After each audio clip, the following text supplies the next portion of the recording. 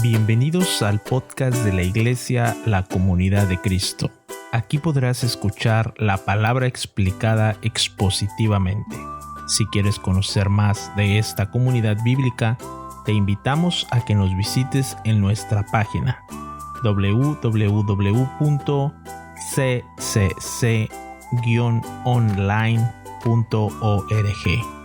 Nuestra oración es que Dios hable a tu corazón y tu vida sea edificada con este mensaje.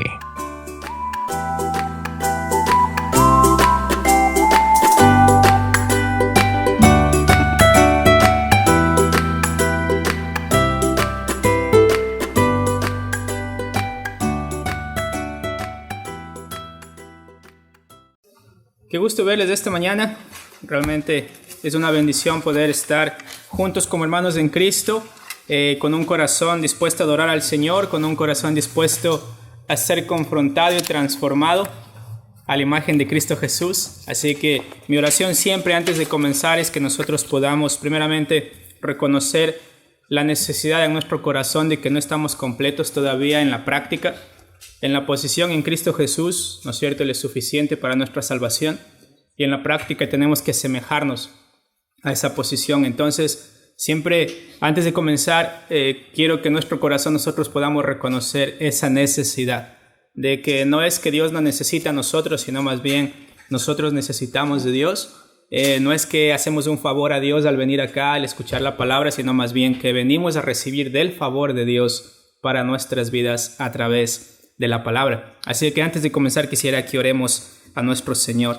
Amado Dios, Padre, Señor amado, venimos necesitados de usted, Señor. Padre, la semana en muchos casos ha sido difícil. Padre Celestial, hemos tenido pruebas. Nuestro ánimo, Señor y Dios, ha decaído en algunos aspectos de nuestra vida. Pero Padre, sabemos, Señor amado, que usted sabe, Señor y Dios, qué es lo que necesitamos aún mejor que nosotros. Y por lo tanto venimos esta mañana, Señor y Dios, con todas nuestras cargas y así también con nuestras alegrías, con nuestros gozos, con todo lo que implica el vivir en este mundo, Señor y Dios, delante de usted, reconociendo nuestra necesidad. Reconociendo, Padre, que su palabra dice que usted mira al hombre y a la mujer que tienen un corazón humilde y que cuando escuchen su palabra tiemblan. No de un miedo que les hace alejarse, sino más bien, Señor amado, de una confianza en la cual saben que su palabra es la única que tiene la solución para nuestras vidas. Y Padre, ruego que esta mañana, Señor Dios, usted nos hable a través de su palabra. Por favor, Señor, que su Espíritu Santo haga una obra en nosotros, Padre. Por favor, que el Espíritu Santo pueda usar la palabra que está siendo hablada, leída, predicada, para producir transformación, cambio verdadero en nuestras vidas, Señor amado. Que, Señor y Dios, dejemos de vivir hipócritamente, Padre.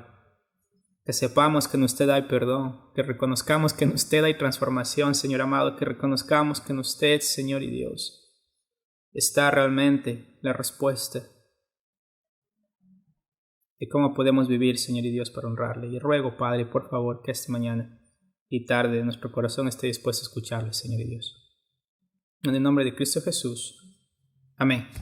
Amén. Vamos a abrir nuestras Biblias, por favor, en Lucas capítulo 1. Lucas capítulo 1. Y estamos en esta hermosa historia acerca de las buenas nuevas de salvación. ¿Ok? Hoy día en la mañana hablábamos con el hermano Bob en la escuela dominical acerca de las buenas nuevas. Y Lucas nos introduce a estas buenas nuevas de gran gozo, no solamente para el pueblo de Israel, sino también para la humanidad en general. Es decir, cuando nos adentramos al libro de Lucas, siendo Lucas un doctor, un gentil, que estuvo con el apóstol Pablo en los viajes misioneros, compartiendo tanto el sacrificio que eso implicaba, así como también viendo el poder de Dios para transformar el corazón de las personas, Lucas escribe con la convicción de que esto que está escrito acá en el Evangelio de Lucas es la verdad. Y necesita ser confirmado, necesita ser conocido y necesita ser practicado. ¿Ok? Y esta parte debemos entenderlo, porque Lucas, este historiador fantástico, utiliza esta historia para demostrarnos primeramente que necesitamos conocer bien las cosas acerca de Jesús. Es decir, hay muchas historias alrededor nuestro que nos tratan de decir quién es Jesús. Pero Lucas establece la prioridad de la verdad de la palabra diciendo, te voy a decir la verdad para que conozcas la verdad y para que seas instruido en la verdad. Porque lo único que puede producir cambio verdadero en nuestra vida y cambio que perdure en nuestra vida es solamente la palabra de Dios siendo la verdad. ¿Ok? Entonces, Teófilo lo necesitaba, nosotros lo necesitamos. Y ahora Lucas lo que nos está diciendo es la verdad acerca del nacimiento de Juan el Bautista. Ustedes recuerdan que Juan el Bautista va a ser la persona que va a preparar el camino para la venida del Mesías. Por eso la palabra dice, y el Señor Jesús decía, que no va a existir otro hombre antes ni después de él. ¿Por qué? Porque solamente una persona tiene la tarea de preparar el camino para nuestro Señor Jesucristo. Solamente una persona, y esa persona se llama Juan. Pero la verdad acerca del nacimiento de Juan se da en un contexto histórico de personas comunes y corrientes que no tenían un estatus dentro de Roma o dentro del pueblo en general. Simplemente estaban haciendo la labor de sacerdote con Zacarías y Elizabeth, descendiente de Aarón, pero siendo una mujer que no podía tener hijos. Acá, ¿por qué? Porque era estéril. Por alguna razón el Señor no permitió que Elizabeth pudiera tener hijos. Y ahora nos encontramos que esta pareja se encuentra ya en sus 60, 70, 80 años. No nos dice el texto bien, pero lo que sí nos dice es que son viejos. Y se encuentran haciendo la tarea que el Señor les había dicho, viejos, tal vez pensando que el Señor se había olvidado de la promesa del Mesías, o que el Señor se había olvidado de responder la oración de que ellos querían un hijo. ¿Ok? Pues acá hay estas partes dentro de la vida normal de un pueblo en el cual el Señor va a irrumpir de una forma magnífica con las buenas nuevas de Jesucristo. Pues esa es la especialidad del Señor. El hermano Bob hablaba esta mañana acerca de cómo mucha gente viene a Cristo en estas mega reuniones en donde todo el mundo levanta la mano para aceptar a Cristo, en donde todo el mundo dice soy cristiano, y después de 1 o 2 años realmente no queda absolutamente nadie de esas 1,000, 2,000, 3,000 personas que dijeron aceptar a Cristo ese día. Entonces lo interesante es que el Señor trabaja en medio de estos contextos en los cuales no tiene mucha notoriedad. Es decir, no trabajó con el César, no trabajó con Herodes, no fue donde Pilatos, no fue donde los gobernadores de Judea, de Jerusalén, donde los fariseos, sino fue donde ¿quién? Donde creyentes justos, fieles, comunes y corrientes, que tenían su falta de fe en algunos aspectos, pero que dentro de sus vidas estaban viviendo una vida de obediencia. Y esas personas son Zacarías y Elizabeth. Y el Señor, a través del ángel, en el capítulo 1, versículo 12, nos dice que Zacarías vio al ángel y tuvo temor. Y estábamos la anterior semana en cómo nosotros confiamos en Dios, ¿no es cierto?, en medio del temor que esto puede traer, de no saber qué es lo que va a pasar. Y vemos que en el versículo 12 nos dice que Zacarías tuvo temor al verle, y dice que el ángel le dijo: Zacarías, ¿cuál es el mandato? No temas, ¿no es cierto? No te asustes, es decir, no dejes que el temor te abrace. ¿Por qué? Porque el Señor tu Dios ha respondido a la oración tuya y de tu esposa. Ahora recuerden, ellos ya no estaban en edad de concebir. Entonces a veces cuando uno ya dice, bueno, ya pasé la edad de concebir, tal vez mejor voy a orar por otras cosas. Oremos para que el Señor nos mantenga vivos. Porque ya concebir en esta edad la vemos difícil. Pero el ángel llega al tiempo de Dios. No nos dice el texto cuándo Zacarías dejó de orar, no nos dice el texto cuándo Elizabeth dejó de orar, no nos dice el texto si ellos ya pensaban que ya como estamos viejos no vamos a tener hijos.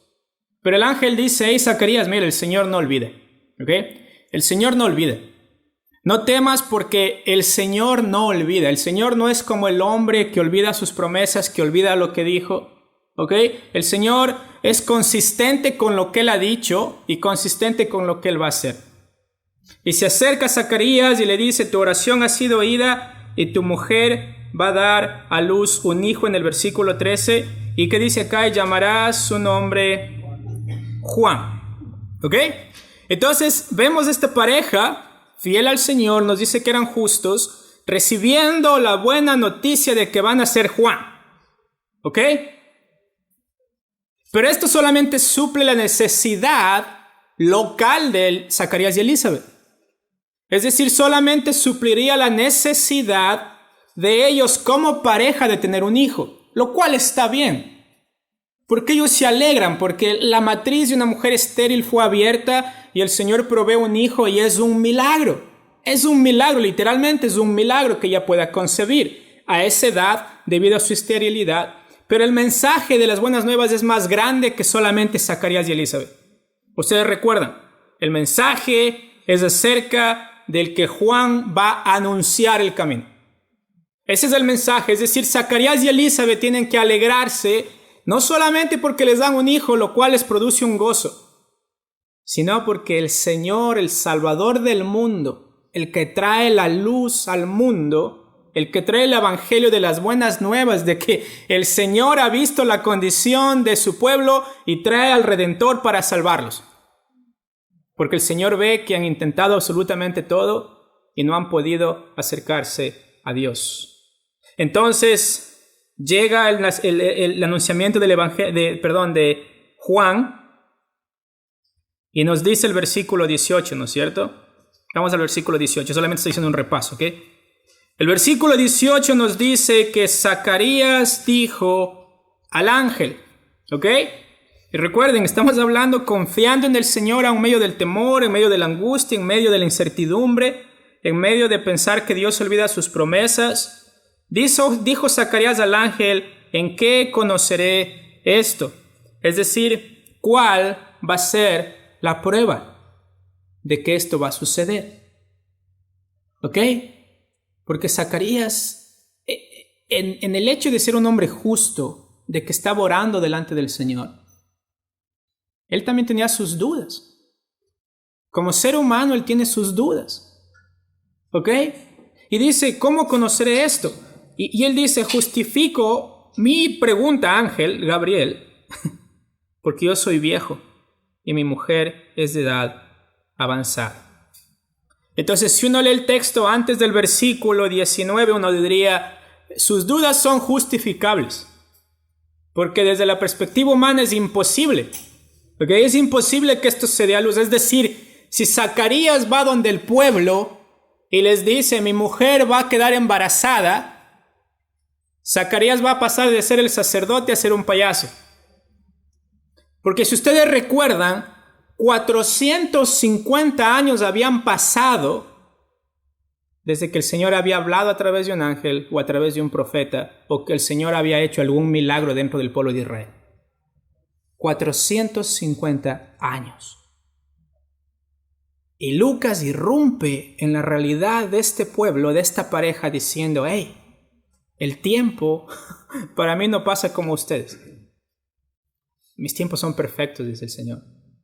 Y después de 450 años viene este milagro del nacimiento de Juan el Bautista. Entonces Zacarías tiene dudas y el ángel le dice, yo soy Gabriel que estoy delante de Dios, en el versículo 19. Yo soy Gabriel, es decir, yo soy el mensajero de Dios. Si ustedes recuerdan, la anterior semana hablamos cómo el ángel Gabriel era enviado de parte de Dios para dar anuncios que son muy importantes dentro de la historia de redención. Lo hizo con Daniel, cuando le estaba hablando acerca de los últimos tiempos, y también lo hace con Zacarías. ¿Por qué? Porque van a ser el Hijo de Dios. Entonces en el versículo 19 dice que yo soy Gabriel, que estoy delante de Dios, es decir, existe autoridad de parte de Dios de lo que Él está diciendo. Entendamos esto, existe autoridad. Es decir, existe verdad en lo que el ángel Gabriel está hablando. Muy claro esto, existe verdad en lo que el ángel Gabriel está hablando. Y luego nos dice que él ha venido a hablarte, es decir, vengo a comunicarte un mensaje, vengo a decirte algo que va a suceder. ¿Y cuál es la naturaleza del mensaje que va a suceder? Son buenas nuevas, son buenas noticias. Es lo que estaban esperando por más de 450 años. que irrumpa Dios en la historia nuevamente y que les diga: el tiempo ha llegado del nacimiento de Jesucristo. ¿Ok? Son buenas nuevas, pero de esas que nunca más iban a recibir en su vida, porque Cristo va a venir una sola vez para pagar por los pecados. Va a venir una segunda vez, sí, para reinar, pero la primera vez, una sola vez para pagar por los pecados. Entonces, si a uno le dan buenas noticias, ¿uno qué dice? No me la creo. O sea, si ustedes que están pagando por su casa, mañana llega una notificación del banco y les dice: su hipoteca ha sido pagada. Ustedes van a decir: no lo creo, ¿no es cierto? O sea, es imposible, pero ¿qué van a tener? Un corazón que agradecido, diciendo: hey, no sé de dónde vino, no sé por qué pasó, pero me voy a quedar callado y voy a recibir las buenas noticias. No voy a ir al banco y decir: no se preocupe, devuelve el dinero a la persona que yo quiero seguir pagando por mi hipoteca. ¿Ok? Sería ilógico pensar de esta manera. O sea, uno recibe el beneficio, uno recibe las buenas noticias y dice gracias y nos seguimos moviendo para adelante. Pero acá es interesante que Zacarías recibe las buenas noticias de su hijo, diciéndole que él es este tipo de Elías que iba a venir para dar las buenas noticias del Señor Jesús.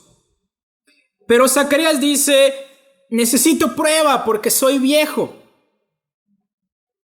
Y el ángel dice que tú no necesitas pruebas, tú necesitas creer, porque yo soy el mensajero que viene de parte de Dios a hablarte palabra de Dios.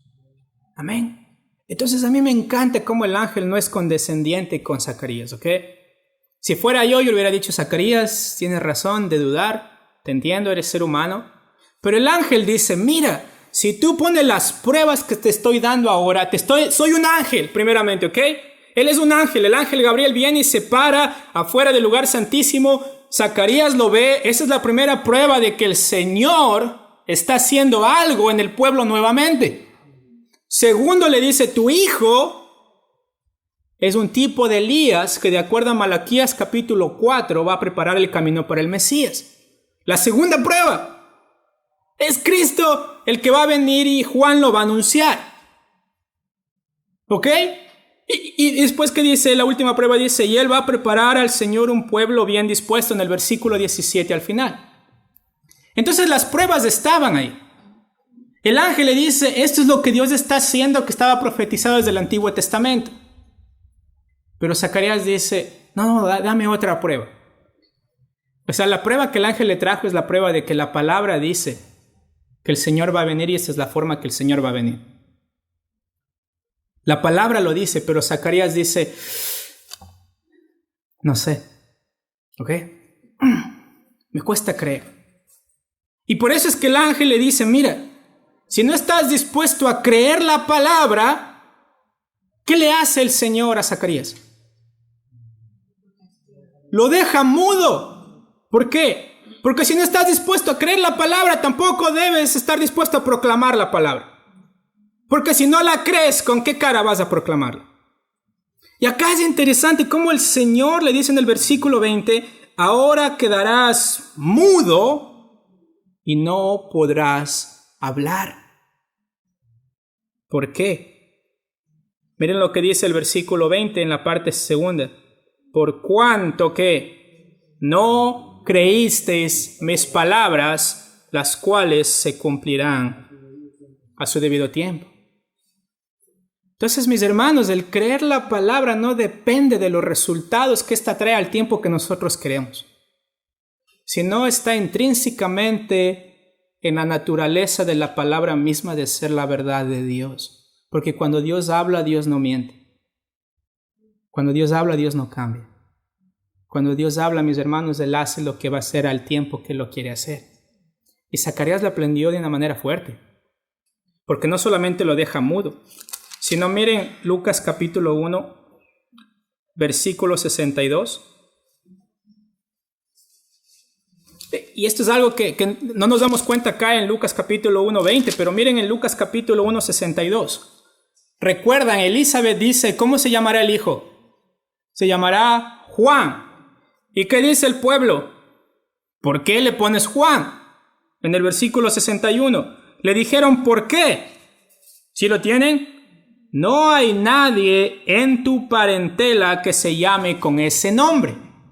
Entonces, mis hermanos, está bien, ellos nombraban a sus hijos ¿de acuerdo a qué? A sus padres y a los padres de sus padres y así sucesivamente. Pero a mí me encanta que acá la verdad irrumpe aún sobre la tradición que ellos tenían. Y dice, hey, no me importa la tradición. Lo que me importa es que Dios dijo que él se va a llamar Juan. ¿Y qué tiene más peso, la tradición o la palabra? La palabra. ¿Y qué sucede acá? Nos dice en el versículo 62, entonces preguntaron por qué. Por señas a su padre, cómo le quería llamar. ¿Ok? Entonces eso significa que él no solo estaba mudo, sino también estaba ¿qué? Estaba sordo. Y eso es interesante porque es una figura, mis hermanos, de las personas que ignoran la palabra. Porque si no la creemos escuchar y tampoco la queremos proclamar. Entonces Zacarías, después de que el ángel le dice, tu mujer va a dar a luz, va a tener un hijo que va a anunciar el camino del Mesías. Él dice, pero ¿cómo voy a saber esto porque soy viejo? Y el ángel le dice, lo que vas a hacer es sordo, mudo y también viejo. Porque no creíste en la palabra del Señor. Y es fuerte, ¿por qué? Porque mis hermanos, cuando somos enfrentados con la verdad de Dios, no importa lo que nosotros somos. Lo que importa es lo que Dios dice acerca de nosotros. Y esta parte es impresionante, es decir, el Señor está diciendo a través del ángel, mira, la matriz está cerrada, pero yo la voy a abrir. Tú eres viejo, pero yo voy a producir un hijo de ustedes. Y Zacarías queda mudo y queda sordo en representación de que él no quiso creer la palabra. Por lo tanto, no vas a proclamarla ni vas a poder escucharla. ¿Hasta cuándo? 9 meses casi. No nos dice cuándo realmente. Lo único que nos dice es que 5 meses Elizabeth estuvo en casa recluida. No sabemos si nació a las 37 semanas, 38 semanas, 39 semanas, pero lo que sí sabemos es que hasta que el tiempo que ella dio a luz, lo único que él podía hacer es mirar. No podía hablar, ni podía escuchar. ¿Por qué es triste, mis hermanos, esto? Es por la siguiente parte del versículo 21. Mire lo que dice el versículo 21. Y esta es la parte, mis hermanos, que yo quiero que podamos entender, ¿ok? Dentro de el confiar en el Señor, necesitamos confiar que la palabra de Él es verdad en cuanto a lo que Él ha dicho que Él va a hacer. ¿Por qué? Porque miren el versículo 21, ¿lo tenemos? De Lucas capítulo 1, versículo 21. Dice, y el pueblo estaba esperando ¿a quién?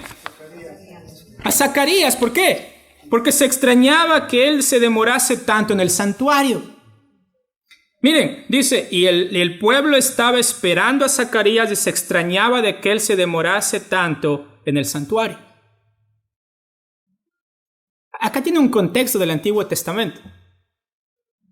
Si ustedes recuerdan, los sumos sacerdotes entraban al lugar santísimo a ofrecer el sacrificio con una campanita. ¿Por qué? Porque si ellos eran indignos o sucios o pecadores al entrar al lugar santísimo o tenían pecado no confesado dentro de sí, ¿qué sucedía? Automáticamente, ¡pum!, en ese momento caían muertos. Y la única forma de sacarles era con la soguita. ¿Por qué? Porque la campanita dejaba de sonar y se tardaba mucho tiempo. Entonces, Zacarías está en el templo y la tradición judía dice que los sacerdotes, cuando ofrecían el incienso, trataban de salir lo más rápido posible. ¿Por qué? Porque sabían que el Señor, en su santidad, los podía matar en ese mismo momento a causa de su corazón de pecado. Entonces la gente dice, ¿qué pasó con Zacarías? Yo creo que se murió. Yo creo que ya perdimos un sacerdote. Tenemos miles más, pero perdimos a un buen hombre. Entonces la perspectiva del pueblo es, ¿qué pasó? Se extrañan. ¿Por qué? Porque él tenía que salir del lugar santo después de ofrecer el incienso. Salía al atrio del templo, donde estaba la gente esperando por él, orando también. ¿Ok? El vapor, el incienso simbolizaba las oraciones de su pueblo que estaban subiendo a Dios, que llenaban el lugar santo, el lugar santísimo. Y miren lo que hacía el sacerdote. Salía al atrio y luego recitaban esta bendición que es conocida como la bendición sacerdotal, que de alguna manera representaba que las oraciones de ellos estaban siendo aceptadas. Miren lo que dice en Números capítulo 6, versículo 22. Entonces imagínense, ustedes son el pueblo de Israel esperando en el atrio afuera, ¿ok? Zacarías se tarda. Ustedes saben que puede ser que él está muerto. Pero ustedes saben también que si Dios está enojado en ese momento, ellos también podrían ser recipientes de ese castigo de parte de Dios. ¿Por qué? Porque el Señor es santo. Entonces en Números capítulo 6, miren lo que tenía que hacer el sacerdote. Dice en el versículo 22. Jehová, ¿lo tienen? Lo tienen muy bien. Dice, Jehová habló a Moisés diciendo que habla a Aarón y a sus hijos y diles que así bendeciréis a los hijos de Israel diciéndoles que. Esa es la bendición sacerdotal que ellos estaban esperando afuera en el atrio, ¿ok? Zacarías salía y él decía, Jehová te bendiga y te guarde. Jehová haga resplandecer su rostro sobre ti y tenga de ti ¿qué? Misericordia. Jehová alce sobre ti tu rostro y ponga en ti paz. Y pondrán mi nombre sobre los hijos de Israel y yo los bendeciré. Entonces la salida del sacerdote era la demostración que el favor de Dios, que la misericordia de Dios estaba ¿sobre quién? Sobre ellos y sobre el sacerdote. Entonces, ¿entienden la presión que hay en Lucas capítulo 1? ¿Entienden la presión de la gente de decir, ¿será que nosotros vamos a ser consumidos también porque Dios es un Dios santo? ¿Será que Él ni siquiera entrando al lugar santísimo ya fue consumido porque solo el sumo sacerdote entraba al lugar santísimo? Él está fuera del lugar santísimo. El lugar santísimo está cubierto con la cortina. Entonces la gente dice, yo creo que perdimos a un sacerdote. Y dice el versículo 21 de Lucas capítulo 1, se extrañaba de que él se demorase en el santuario. Mis hermanos, este es un cuadro hermoso de la santidad de Dios. ¿Saben por qué? Porque en la Biblia hay muchos ejemplos de sacerdotes que fueron impuros, que irrespetaron la santidad de Dios y terminaron simplemente en sus tumbas. Dos de ellos, ¿se acuerdan? Está en Levítico capítulo 10. ¿Que saben lo que son los hijos de quién? De Aarón. Nadab y Abiú. Ellos entraron a ofrecer incienso, lo mismo que estaba haciendo Zacarías. En Levítico capítulo 10 nos dice el texto que ofrecieron fuego extraño, adoración extraña a Dios. Y dice que automáticamente murieron. Segunda de Samuel capítulo 6. ¿Ok? ¿Qué pasó en Segunda de Samuel capítulo 6? David quiere traer el arca del pacto de nuevo a Jerusalén. ¿Ok? Porque el arca del pacto había sido tomada por los filisteos antes de Saúl. ¿Ok? Es decir, antes que el pueblo pida rey, los filisteos toman el arca del pacto. ¿Y se acuerdan que estaba en el arca del pacto? ¿Qué más? Las tablas de la ley. ¿Y simbolizaba qué el arca del pacto? La presencia de Dios en medio del pueblo. Era un instrumento santo, santificado, separado para la adoración a Dios. Los filisteos lo toman, se llevan con ellos el arca. Y en Primera de Samuel nos dice que el dios Dagón, que era el dios de los filisteos, Cada vez que amanecía, la estatua del dios Dagón estaba en su lado, arrodillada hacia el arca del pacto. Y luego los filisteos dicen, algo raro está pasando acá. Los adivinos de la ciudad de los filisteos dicen, mira, tienen que deshacerse de eso porque es el arca de Jehová. Lo envían a otra ciudad. ¿Y qué sucede? Vienen una peste de ratas, de tumores, y los filisteos dicen, hay que enviar esa arca de regreso a Israel. ¿Por qué, mis hermanos? Porque la presencia de Dios, representada en su santidad a través del arca del pacto, estaba consumiendo todo lo que no era santo en ese lugar. ¿Y luego qué sucede? ¿Saben qué sucede? David dice, traigamos el arca de vuelta a Jerusalén. ¿Por qué? Porque el arca estaba siendo de bendición al justo. ¿Ok? De castigo al pecador, pero de bendición al justo. Pero había unas recomendaciones, unas normas, reglas, mandamientos que ellos tenían que cumplir. Solamente había una orden de los levitas, los hijos de Coat, que podían tomar el arca en sus hombros y cargarla. ¿Ok? Muy clara la ley. Eso lo pueden ver ustedes en Números capítulo 7, versículos 6 al 9. Números capítulo 4, versículo 15. ¿Ok? Simplemente quiero pasar por estos versos para un poco darles la historia resumida. David dice, quiero el arca de regreso en Jerusalén. Sale el arca.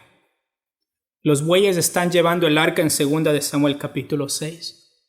¿Y saben qué sucede? El arca comienza a caer. Usa, uno de los hombres que estaba guiando el camino de los bueyes, dice, oh no, el arca se va a caer. ¿Y qué hace? Toca el arca para que el arca no se caiga.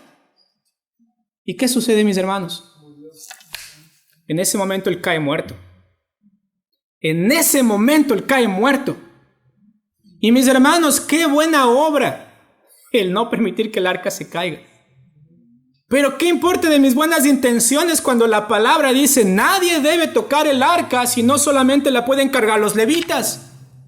Y Usa tenía una motivación pura, entre comillas, de servir a Dios, pero la pureza de la motivación no viene de mis propias convicciones, sino viene de lo que Dios ha dicho en su palabra. Y la palabra decía, mira, esa arca no debe ser topada. Y en 2 de Samuel, mis hermanos, capítulo 6, versículo 7, Usa simplemente cae muerto. Y David se pone triste y David dice, dejemos el arca donde está ahora hasta que el Señor aplaque su ira a causa de hacer algo que no tenían que hacer. Entonces, ¿ustedes ven todo este contexto que está dentro del templo? O sea, el pueblo no solamente está diciendo expectante, uy, ¿cuándo va a salir? ¿Cuándo va a salir? No, el pueblo está diciendo, ¿qué pasó? La santidad de Dios habita en ese lugar. Y nosotros somos un pueblo de labios corruptos, somos un pueblo pecador, somos un pueblo que necesita del perdón de Dios para sobrevivir. Y cuando no sale Zacarías, mis hermanos, o sea, esta parte de decir, ¿qué va a pasar con nosotros? Puede ser fatal. Puede ser fatal. Pero miren lo que dice Lucas capítulo 1, versículo 22, ¿ok? Y mis hermanos, esta es la razón por la cual podemos confiar en el Señor, mis hermanos, porque su misericordia, mis hermanos, nunca se acaba. ¿Saben por qué? Porque miren lo que dice el versículo 22. Pero, ¿cuándo qué? Qué hermosas palabras de alivio, de bendición, de demostración de la misericordia de Dios. ¿Por qué? Porque salió. Porque salió. Mis hermanos, cuando Zacarías dice, ¿en qué conoceré esto? ¿Qué podría haber hecho Dios en ese momento? Simplemente consumirlo en ese momento por su falta de fe. Porque él desconfió de la promesa de Dios. Él desconfió de la palabra de Dios. Él estaba diciendo, ¿será que esto va a pasar? Pero somos viejos. Y mis hermanos, él está en el lugar santo.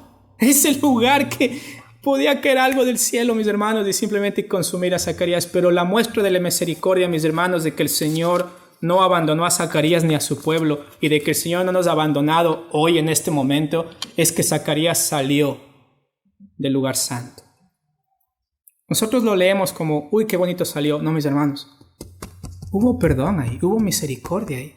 Hubo gracia de parte de Dios para Zacarías. De no solamente darle un hijo que va a preparar el camino del Mesías, sino también de permitirle salir de una situación de la cual Usa no pudo salir, de la cual los hijos de Aarón no pudieron salir. Una situación en la cual él podría haber muerto en ese lugar. Pero mis hermanos, cuando leemos Lucas capítulo 1 son buenas nuevas de que el Señor ha enviado a su único Hijo para perdonar nuestros pecados. Y el hecho que Zacarías sale, mis hermanos, es de esa realidad. El Señor tuvo misericordia de su vida. Pero eso no significa que Zacarías recuperó el habla. Dice el versículo que él salió. ¿Y qué sucedió? No les podría hablar y comprendieron que había visto visión en el santuario. Él les hablaba por señas y permaneció mudo, y cumplidos los días de su ministerio, él se fue a su casa. Mis hermanos, él sale con la noticia más grandiosa de la vida, pero no puede decirla, porque no creyó.